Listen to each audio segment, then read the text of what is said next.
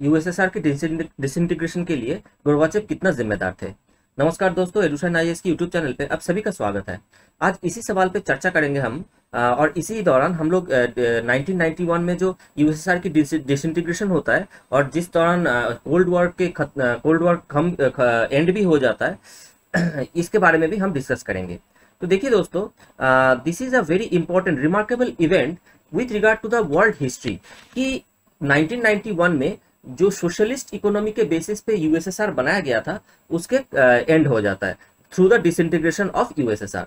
तो अगर हम इतिहास को इन ब्रीफ देखें कैसे फॉर्मेशन हुई थी यूएसएसआर की और उसके बाद कैसे कब खत्म हुआ था, तो 1917 में देखिए रशियन रेवोल्यूशन होता है, जब रशिया में जार या रोमानोव डायनेस्टी की रूल खत्म हो जाए, रेजिम खत्म हो जाता है और वहां पे सोशलिस्ट इकोनॉमी की एस्टेब्लिशमेंट होती है।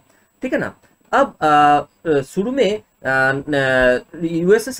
शुरू में रशिया एक जो फर्स्ट वर्ल्ड वॉर चल रहा था, फर्स्ट वर्ल्ड वॉर से वो विथड्रॉ कर लेता है और वो कम्युनिस्ट जो इकोनॉमी है, कम्युनिस्ट जो प्लानिंग है उसके बेसिस पे अपनी इकोनॉमी को बनाना शुरू कर देता है। 1922 में जाकर के प्रीवियस जो रशियन एम्पायर थी उसके जो 12 स्टेट्स थे, 12 स्टेट्स ने मिल करके एक एग्रीमेंट साइन होता है उन लोगों के बीच, जिनमें रशिया मेन था, उन लोगों के बीच एग्रीमेंट साइन होता है तो यूएसएसआर की फॉर्मेशन होती है। बाद में चल के 1940 में 3 बाल्टिक स्टेट्स भी इस यूनियन पे ज्वाइन कर जाता है, लैटविया, एस्टोनिया, लिथुआनिया।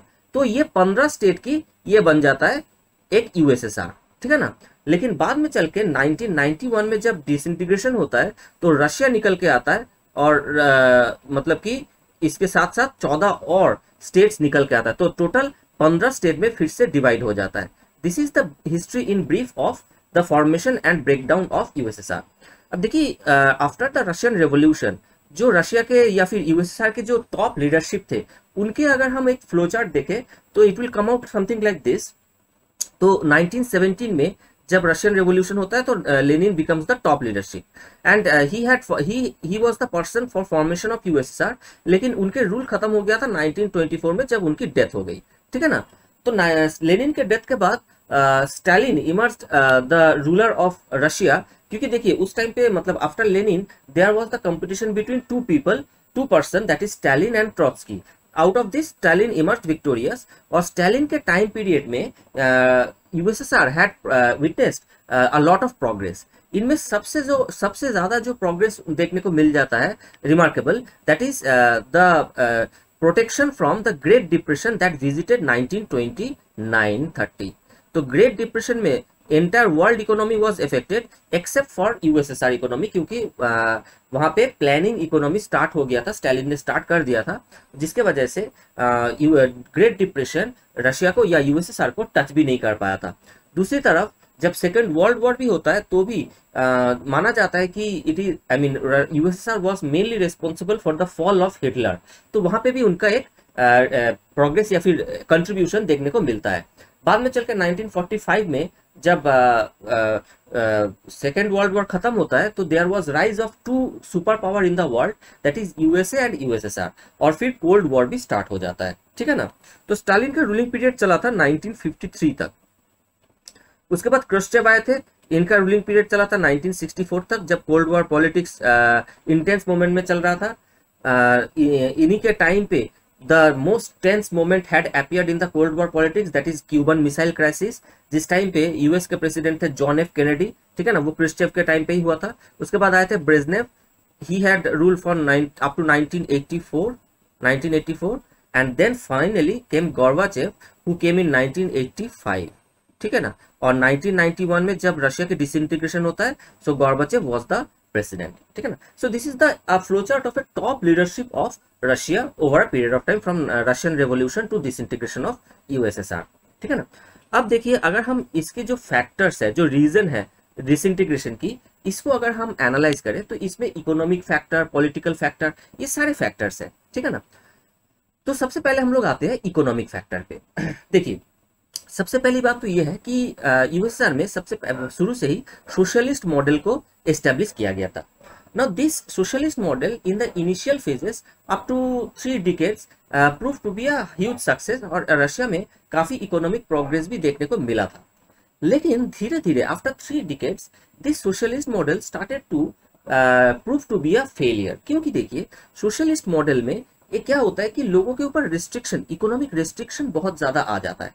अब देखिए इसी सोशलिस्ट मॉडल के साथ कनेक्टेड है इसका जो सेकंड फैक्टर था, the people started to loss enthusiasm on the production, in the production process. हुआ ये था कि वहाँ के जो सोशलिस्ट मॉडल एस्टेब्लिश किया गया था दैट वाज बेस्ड अपॉन कि लोगों का जितना कैपेबिलिटी है उस हिसाब से वो कंट्रीब्यूट करेगा और लोगों की जितनी नीड है उस हिसाब से उनको रिवॉर्ड मिलेगा। लेकिन हुआ ये कि जब लोगों को ये दिखने लगा कि there was misuse of resources in meaningless arms race. क्योंकि देखिए उस टाइम पे cold war, after 1945 cold war politics start हो गया था। और कोल्ड वॉर पॉलिटिक्स क्या था basically, it was basically an ideological war between USA and USSR. तो दोनों के बीच में, दोनों ही पूरे विश्व में डिफरेंट जगह पे अपने आइडियोलॉजिकल इन्फ्लुएंस को एस्टेब्लिश करना चाहते थे। और उन्होंने देखा कि लोगों ने देखा कि उनकी जो मेहनत का जो कमाई है that is being used in arms race and in spy scare or different all other things for which the people are not at all concerned। तो रशिया अपने बहुत ज्यादा पैसा, बहुत ज्यादा रिसोर्स स्पेस टेक्नोलॉजी और आर्म्स टेक्नोलॉजी में खर्चा कर रहा था, और लोगों की जो खुद की जो लोगों की डेली लाइफ की जो प्रॉब्लम्स है उसको सॉल्व करने में जो टॉप लीडरशिप थी उनको ज्यादा फोकस नहीं था। तो people started to lose enthusiasm, क्योंकि अब उनको लगने लगा कि देखिए प्राइवेट ओनरशिप तो अलाउड था नहीं, तो लोग अपने पास कुछ रख सकता था, कुछ नहीं रख सकता था, ठीक है ना। तो जो ज्यादा मेहनत करेगा उसके पास रिवॉर्ड क्या था, उनको भी उतना ही मिलेगा अकॉर्डिंग टू हिज नीड। अब अगर कोई ज्यादा मेहनत कर रहा है लेकिन उसकी अगर नीड कम है, मतलब कि उनके परिवार के हिसाब से या फिर उनकी नीड कम है, तो उनको मिलेगा भी कम। So this proved to be lack of incentive. There is no incentive for hard work or intelligent work, right? दूसरी तरफ देखिए because of these things Russia में एक ह्यूज इकोनॉमिक क्राइसिस देखने को मिल गया था, ठीक है ना। और ये इकोनॉमिक क्राइसिस क्यों हुआ था, क्योंकि there was lack of private entrepreneurship. देखिए प्लान्ड इकोनॉमी चल रहा था रशिया में, तो प्लान्ड इकोनॉमी में क्या होता है कि क्या प्रोडक्शन होगा, कितना प्रोडक्शन होगा, वो सारा कुछ डिसाइड करेगा state and not the market. तो मार्केट चलता है लोगों की डिमांड एंड सप्लाई के ऊपर हिसाब करके, लेकिन स्टेट अपने तरीके से प्लानिंग करता है। यहाँ पे क्या हो रहा है, लोगों की जो एस्पिरेशंस है, लोगों की जो लाइकिंग्स है, लोगों की जो टेस्ट है, that is being ignored by the state, and state अपने जरूरत के हिसाब से सब कुछ प्लान कर रहा है। इसके वजह से क्या हो रहा है कि लोगों की जो डिमांड है वो डिमांड की सप्लाई उनको नहीं मिल पा रहा है, लेकिन ठीक है ना। तो इसके वजह से इकोनॉमिक क्राइसिस हो रहा है। दूसरी तरफ लोगों की जो एस्पिरेशंस है that is also not being fulfilled, क्योंकि प्लान्ड इकोनॉमी है, और वहां पे जो प्राइवेट ओनरशिप है या फिर प्राइवेट एंटरप्राइजेस है उसकी टोटली मिसिंग है। तो इससे क्या हो रहा है कि इकोनॉमिक डेवलपमेंट के लिए जो साइंटिफिक डेवलपमेंट की जरूरत होता है या फिर जो भी न्यू टेक्नोलॉजीज की जरूरत होता है, उसके रिसर्च एंड डेवलपमेंट की जरूरत होता है, वो सारा कुछ मिसिंग दिख रहा था रशिया में। So that was one of the main reason for the disintegration of Russia. दूसरी तरफ देखिए, अगर हम पॉलिटिकल फैक्टर की तरफ बात करें तो Russian polity was despotic and authoritarian. जैसे कि हमने देखा पहले भी, चाहे वो लेनिन हो या स्टालिन हो या ब्रेजनेव हो, क्रुश्चेव हो, इन सारे जो लीडरशिप थे इनके टाइम पे it was a highly despotic and authoritarian. There was no transparency in the political system. कोई पॉलिटिकल लीडरशिप में काम कैसे कर रहा है इसके बारे में किसी को कुछ नहीं पता है। There was no freedom of speech and expression, कोई मीडिया फ्रीडम नहीं था, लोगों की मतलब कि क्रिटिसाइज नहीं कर सकता था, ठीक है ना। ये सारे चीज चल रहा था जिसके वजह से लोगों के मन में गुस्सा एंगर ऑलरेडी गैदर हो रहा था। और क्योंकि इकोनॉमिक क्राइसिस भी सफर कर रहे थे लोग, तो लोगों के मन में गुस्सा और ज्यादा भर रहा था। On top of that the people realized that there was enormous amount of corruption among the top leadership, और उन्होंने उनकी जो ऑथोरिटेरियन या डेस्पोटिक लीडरशिप है या सिस्टम है उसको यूज करके at the cost of the common people the top leadership is making their own fortune, ठीक है ना। That also played a huge role. And finally the effect of cold war politics, जैसे हमने discuss किया था कि cold war politics एक ऐसा पॉलिटिक्स शुरू हो गया था कि ना तो इससे बाहर आ पा रहे थे ना उसके अंदर टिक पा रहे थे, ठीक है ना। तो इसके लिए लोगों के लिए the common people had to suffer the most because of this arms race and huge resource mobilisation only for the army and military technologies, right. एंड फाइनली हम आते, अगर गोर्बाचेव की रोल के बारे में अगर हम बात करते हैं, कितना गोर्बाचेव जिम्मेदार थे, he became the president in 1985, ठीक है ना। अब वो ही वॉज ए विजनरी, ठीक है ना, इस बात पे कोई डाउट नहीं है, ही वॉज ए विजनरी। और उन्होंने रशियन इकोनॉमिक क्राइसिस को देखते हुए दो पॉलिसी उन्होंने अडॉप्ट किया, that is glasnost and perestroika.